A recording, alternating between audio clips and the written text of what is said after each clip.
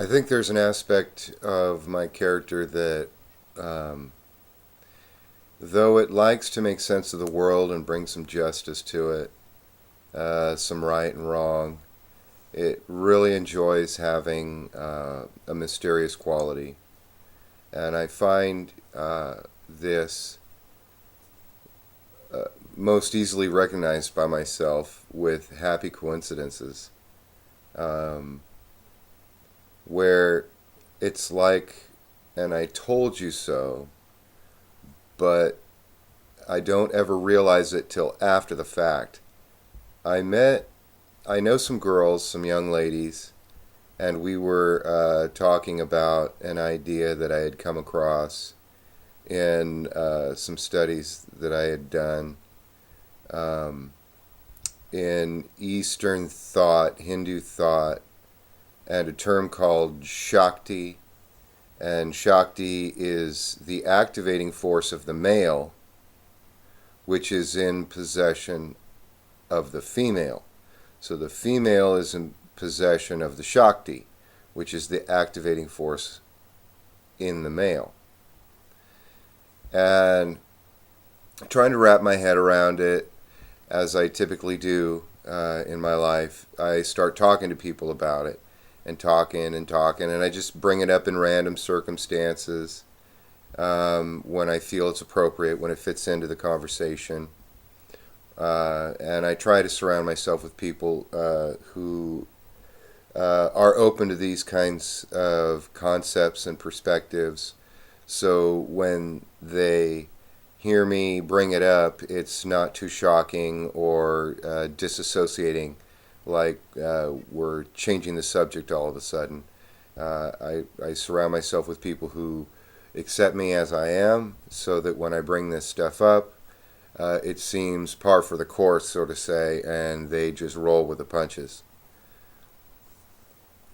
So these girls, I had brought it up to these girls that, woman is in possession of the activating force of the male, and that it was Shakti, and um, it was an interesting thought to them. And it was interwoven over a few days or a few weeks of them relating to me and understanding my relationship with ladies, or not understanding it, but at least getting a readout. Women are always looking for a readout. What's going on here? Where am I? Who are you people? That kind of thing. What are you about?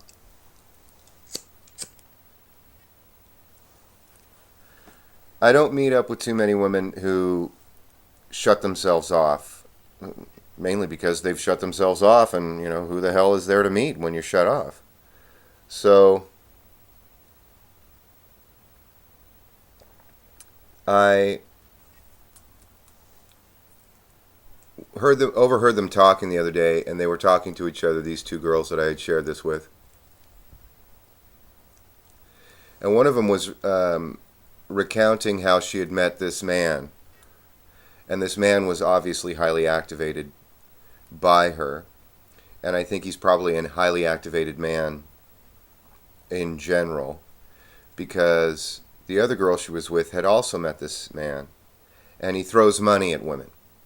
And so when a pretty girl comes around, he's highly activated, and he flaunts money and the ability to be the one that makes possessions attainable for the female.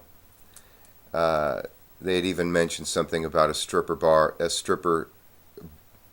bar in his, a stripper pole in his bedroom, and which is not strange if you understand what I'm talking about. But I brought up to them, I said, you remember me talking about Shakti and how woman is in possession of the activating force in the male. And I added that then you have to take what you activate in the male. You've got to take it, you've got to do something with it. So not only is she in possession of it, she also has to take responsibility for it.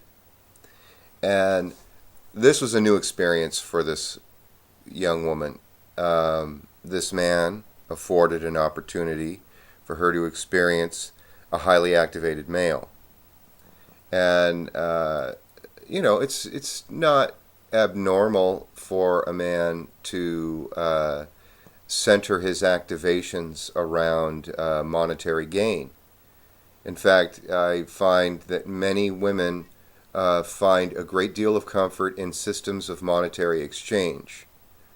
So I give you this, you give me that. I give you this, you give me that. This is worth such and such, so it's equivalent to such and so. All these, what I call it is a ledger world tally sheet mind, where everything equates to everything else, and it is a perfect little circle, and everything goes around just like so, and that's the way it is, and ebb and flow, ebb and flow, ebb and flow. And it becomes monotonous, really. It's ever repeating. It's the same thing repeating over and over and over, like the moon filling up and emptying out, the tides going in and tides coming out.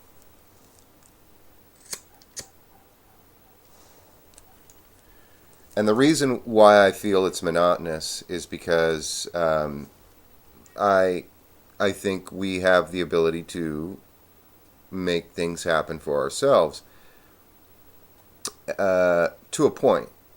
And I think women can fall prey to the abuse of their power in this natural impulse to try and make things happen for ourselves.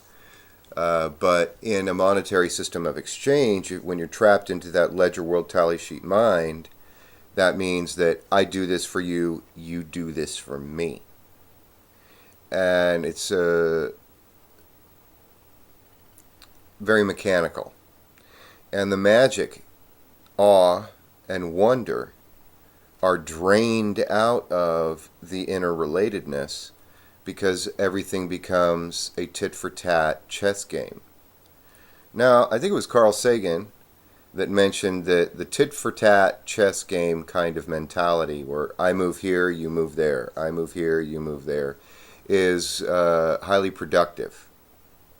And I suppose it is. But I think there's something beyond just mere productivity of consumption and production.